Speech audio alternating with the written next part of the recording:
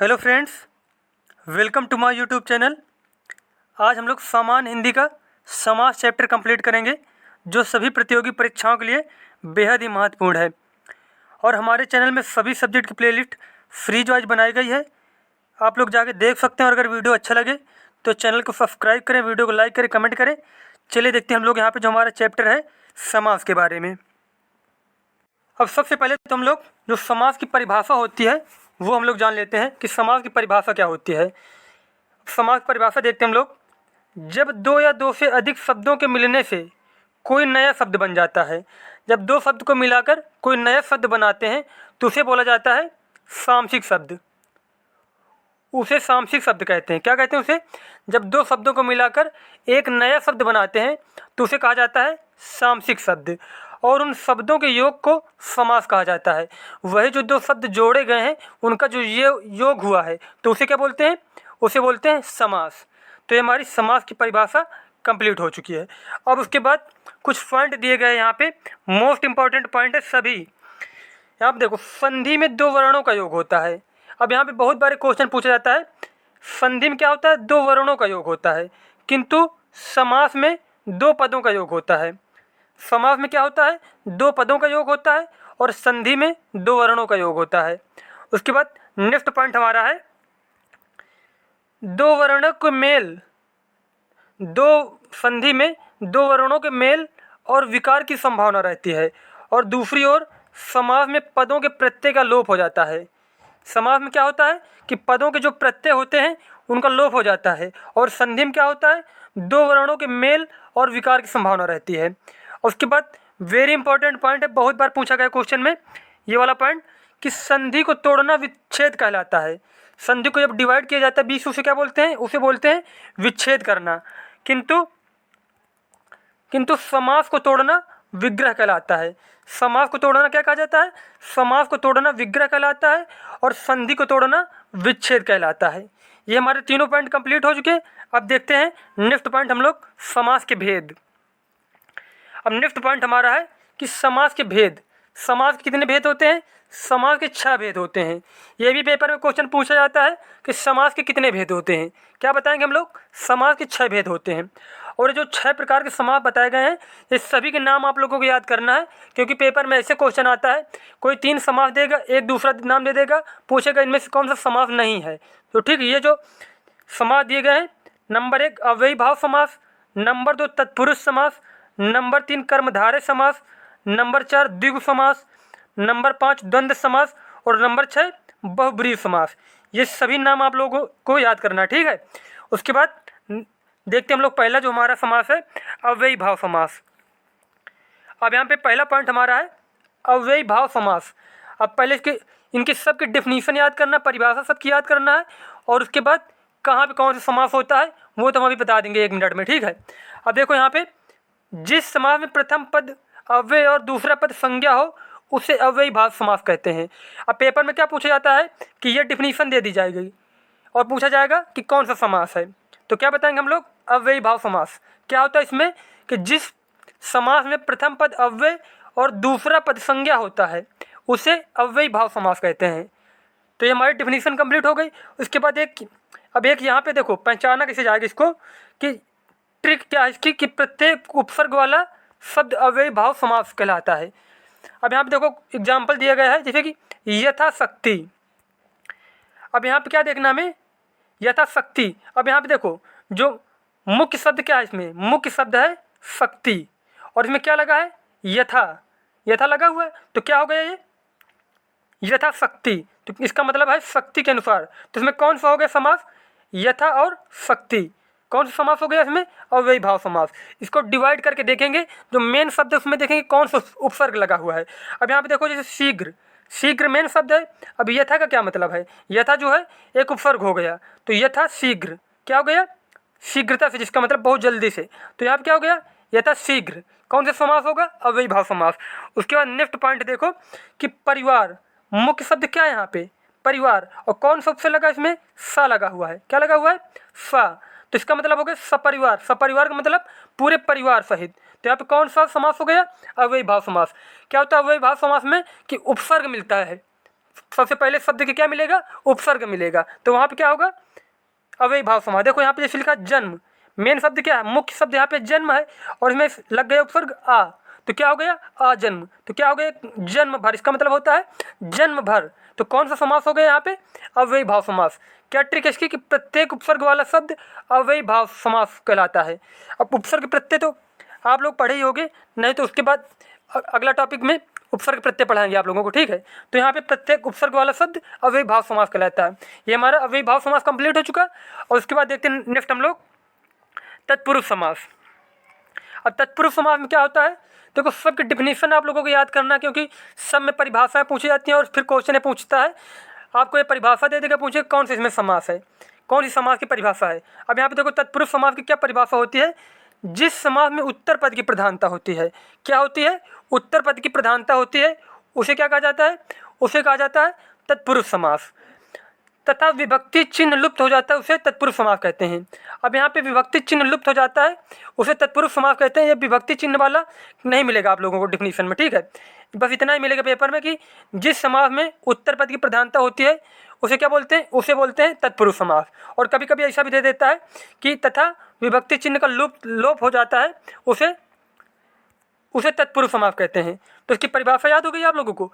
उसके बाद इसे पहचानेंगे कैसे, देखो यहाँ पे, अब यहाँ पे कारक हम लोगों ने पढ़ चुके हैं, ठीक है। कारक हमने वीडियो अपलोड कर चुका है, और जो लोग नहीं पढ़े कारक तो देख सकते हैं वीडियो हमारी प्लेलिस्ट में जाके। अब यहाँ पे देखो, कर्ता कारक और संबोधन कारक को छोड़कर शेष सभी कारकों में विभक्तियां लगाकर इसका समास विग्रह करते हैं। अब इसका जब क्या करते हैं, 20 से डिवाइड करते हैं, समास विग्रह करते हैं, तो कैसे करते हैं, जो विभक्तियां मिलती हैं उन्हीं के हिसाब से हम लोग पहचान लेते हैं कि कौन सा समास है। और यहाँ पे क्या होता है कि उत्तर पद प्रधान होता है। अब यहाँ पे देखो देख लेते हैं एग्जाम्पल हम लोग, यश प्राप्त, यश प्राप्त, तो यश प्राप्त मतलब क्या होगा कि यश को प्राप्त, तो को विभक्ति चिन्ह मिला यहाँ पे कि नहीं, को विभक्ति चिन्ह मिल गया, यश को प्राप्त हुआ, तो कौन सा समास हो गया यहाँ पे, तत्पुरुष समास। जैसे कि यहाँ पे देखो सुखप्रद, सुखप्रद का मतलब क्या होता है, सुख को देने वाला, सुखप्रद मतलब सुख को देने वाला, जिस चीज़ से हमें सुख की अनुभूति हो, सुख को देने वाला। को विभक्ति शब्द देखो यहाँ पे मिला, तो कौन सा समास हो गया, तत्पुरुष समास। उसके बाद देखो नेक्स्ट देखते हम लोग अजन्मांध। अजन्मांध का मतलब क्या हो गया कि जन्म से अंधा, क्या है, जन्म से अंधा। इसका जब विग्रह करेंगे हम लोग तो बीच में हमें विभक्ति शब्द मिलेगा हमेशा, जो कारक वाले विभक्ति शब्द होते हैं वही। अब यहाँ पे देखो जैसे कि नेक्स्ट है जलमग्न। जलमग्न का क्या होगा विग्रह, जल में मग्न, क्या है, जल में मग्न। तो यहाँ पे देखो में विभक्ति मिल रहा है यहाँ पे, तो कौन सा हो गया समास, यहाँ पे तत्पुरुष समास। देखो जैसे कि आप बीती, आप बीती, आप बीती मतलब क्या हो गया, अपने पर बीती। देखो पर यहाँ पे विभक्ति मिला कि नहीं, पर विभक्ति मिला, कौन सा समास होगा, तत्पुरुष समास। उसके बाद नेक्स्ट है जैसे कि रसोई घर। रसोई घर का जब विग्रह करेंगे तो क्या होगा, रसोई के लिए घर, तो यहाँ पे के लिए देखो मिल गया विभक्ति, तो कौन सा हो गया, तत्पुरुष समास। अब उसके बाद और दूसरा तरीका एक ऐसे हम देख सकते हैं हम लोग यहाँ पे, जब इसका विग्रह करेंगे तो जो उत्तर पद प्रधान होता है, देखो यहाँ पे जैसे कि जैसे रसोई घर है तो मेन इसमें क्या है, घर मुख्य है कि नहीं, तो उत्तर पद क्या हो गया यहाँ पे घर, और किसके लिए घर, रसोई के लिए घर। जैसे कि आप बीती, बीती कौन हो गया, जिसके ऊपर बीती, और अपने पर बीती, तो यहाँ पे मुख्य शब्द क्या हो गया, बीती। तो यहाँ पे देखो लास्ट वाला जो है उत्तर पद प्रधान मिल रहा है कि नहीं।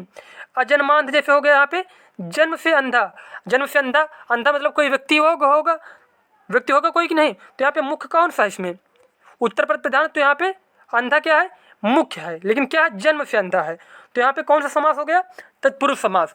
जब विग्रह करेंगे हम लोग तो क्या देखेंगे कि बीच में विभक्ति शब्द मिले, या फिर उसे जब हम लोग विग्रह करेंगे तो वहाँ पे उत्तर पद प्रधान हो, वहाँ पे क्या होता है, वहाँ पे तत्पुरुष समास होता है। उसके बाद नेक्स्ट देखते हम लोग कर्मधारय समास। अब देखते हैं हम लोग यहाँ पे कर्मधारय समास। अब कर्मधारय समास की परिभाषा क्या होती है, कर्मधारय समास में पूर्व पद विशेषण और उत्तर पद विशेष या फिर संज्ञा होता है। क्या होता है, कर्मधारय समास में पूर्व पद विशेषण और उत्तर पद विशेष होता है, ठीक है। अब यहाँ पे देखो विशेषण विशेष में हम एक बता देते हैं एग्जाम्पल, जैसे कि विशेषण क्या होता है, विशेष क्या होता है। जैसे यहाँ पे देखो जिसकी विशेषता बताई जाए वो होता है विशेष, और जो उसकी विशेषता होती है उसे बोलते हैं विशेषण। देखो जैसे कि राम, राम क्या है, अच्छा लड़का है, राम क्या है, अच्छा लड़का है। तो राम क्या हो गया, राम हो गया विशेष, यहाँ पे क्या हो गया विशेष से। और अच्छा क्या है, अच्छा उसकी जो क्वालिटी, उसका गुण जो है ये हो गया विशेषण। तो यहाँ पे विशेष और विशेषण समझ में आ गया कि राम क्या हो गया, यहाँ पे विशेष हो गया या फिर संज्ञा हो गया, और अच्छा जो है इसका क्या हो गया विशेषण हो गया। तो इसमें क्या होता है, कर्मधारय समास में क्या होगा कि इसमें जो पूर्व पद होगा, पहले वाला पद क्या होता है विशेषण होता है, और लास्ट वाला पद उत्तर पद जो होता है वो विशेष से होता है। अब यहाँ पे देखते हैं एग्जाम्पल हम लोग, नील कमल। नील कमल का मतलब क्या होगा, नीला है जो कमल। मेन शब्द क्या है इसमें, देखो विशेष क्या है कमल, और कैसा कमल है, नीला कमल है। ये क्वालिटी है कमल की, ये गुण है कमल का, क्या है कमल नीला है। तो नीला जो हो गया ये हो गया विशेषण, और कमल क्या हो गया विशेष हो गया। अब यहाँ पे जैसे कि नेक्स्ट एग्जाम्पल क्या है, महात्मा। महान है जो आत्मा, इसका क्वालिटी क्या है, इसका गुण क्या है कि महान है, महान है जो आत्मा, और विशेष क्या हुआ इसमें आत्मा, और विशेषण क्या हो गया महान है। उसके बाद नेक्स्ट एग्जाम्पल जैसे हम लोग देखते हैं जैसे कि है पुरुषोत्तम, पुरुषों में उत्तम। उसके बाद चरण कमल, क्या है चरण कमल, कमल के समान चरण। चरण क्या है, चरण जो है कमल के समान है। क्वालिटी क्या है इसकी, गुण क्या है इसमें कि चरण जो है वो कमल के समान है चरण। तो यहाँ पे देखो चरण क्या हो गया, चरण हो गया विशेष से हमारा, और विशेषण क्या हो गया कमल के समान। उसके बाद नेक्स्ट एग्जाम्पल देख लेते हैं हम लोग कि चंद्रमुख। चंद्रमा के समान मुख, क्या है जिसका मुख है कैसा है चंद्रमा के समान। तो इसमें विशेष क्या हो गया, मुख जो है विशेष हो गया, और उसकी विशेषता क्या है कि चंद्रमा के समान है। तो ये हो गया विशेषण। अब इसमें क्या होता है कि जो है उत्तर पद क्या होता है, उत्तर पद विशेष होता है, और जो प्रथम पद होता है वो होता है विशेषण। तो इसमें कौन सा समास होता है, कर्मधारय समास। तो कर्मधारय समास हमारा कंप्लीट हो गया। अब देखते हैं नेक्स्ट हम लोग द्विगु समास। अब द्विगु समास में क्या होता है, जिस समास का प्रथम पद संख्यावाची और अंतिम पद संज्ञा हो उसे द्विगु समास कहते हैं। प्रथम पद क्या हो संख्यावाची, और अंतिम पद संज्ञा हो उसे द्विगु समास कहते हैं। अब एग्जाम्पल देख लेते हैं हम लोग जैसे यहाँ पे कि त्रिदेव। त्रिदेव का मतलब क्या हो गया, त्रि का मतलब हो गया तीन, तीन देवताओं का समूह। उसके बाद पंच, पंच का मतलब क्या हो गया पाँच। देखो संख्यावाची मिल जाएगी पद, इसमें दो पद है जैसे कि पंचवटी, तो पांच वटों का समूह। देखो पहला पद। उसके बाद नेक्स्ट है चौमासा, क्या है चौ का मतलब क्या होता है चार, चार महीनों का समूह। उसके बाद सप्तपदी। अब यहाँ पे देखो प्रथम पद संख्यावाची मिल रहा है कि नहीं, यहाँ पे सब में सात पदों का समूह। उसके बाद क्या है सप्त सिंधु, सात नदियों का समूह। तो पहला पद इसमें क्या होता है संख्यावाची होता है, और अंतिम पद संज्ञा होता है। उसमें कौन सा होता है द्विगु समास होता है वहाँ पे। उसके बाद नेक्स्ट हमारा है द्वंद्व समास। अब द्वंद्व समास में क्या होता है, जिस समास के दोनों पद प्रधान हो, दोनों पद संज्ञा अथवा विशेषण हो, उसे द्वंद्व समास कहते हैं। अब यहाँ पे इसकी ट्रिक क्या है कि द्वंद्व समास में अधिकतम योजक चिन्ह का यूज होता है। अब यहाँ पे देखो देखते हैं हम लोग जैसे कि राम कृष्ण, राम और कृष्ण, राम और कृष्ण। अब यहाँ पे देखो योजक चिन्ह मिला कि नहीं यहाँ पे, तो कौन सा समास हो गया यहाँ पे द्वंद्व समास। दाल रोटी, दाल और रोटी। अगर देखो यहाँ पे अगर कहीं पे एग्जाम्पल ऐसे अगर मिल जाए पेपर में कि कंद और मूल, अब यहाँ पे योजक चिन्ह न मिले तब भी हमें द्वंद्व समास ही बताना है, क्योंकि कंद मूल का ही तो तरीका एक है ना लिखा हुआ कि कंद और मूल लिख सकते हैं कंद मूल को। तो यहाँ पे योजक चिन्ह की विशेषता मिलती है, ठीक है, योजक चिन्ह का यूज होता है द्वंद्व समास में। उसके बाद नेक्स्ट हमारा है बहुब्रीहि समास। अब बहुब्रीहि समास में क्या होता है, इस समास में कोई भी शब्द प्रधान नहीं होता, बल्कि दोनों शब्द मिलकर एक नया अर्थ प्रकट करते हैं। अब इसमें देखते हैं हम लोग जैसे कि नीलकंठ, नीला है कंठ जिसका अर्थात शिव।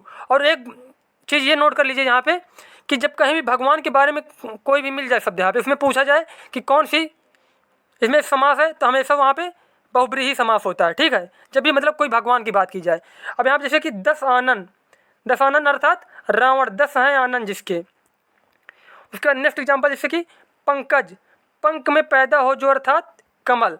यहाँ पे क्या होता है कि दोनों जैसे कि नील और कंठ, दोनों को मिला के क्या बन गया नीलकंठ। नीलकंठ अर्थात क्या हो गया शिव भगवान हो गया। उसके बाद 10 आनन, 10 आनन जैसे कि रावण हो गया, ठीक है। तो ये हमारा जो है समास चैप्टर कंप्लीट हो चुका है। अगर आप लोगों को वीडियो अच्छा लगा हो तो चैनल को सब्सक्राइब करें, वीडियो को लाइक करें, कमेंट करें। मिलते हैं नेक्स्ट वीडियो में, धन्यवाद।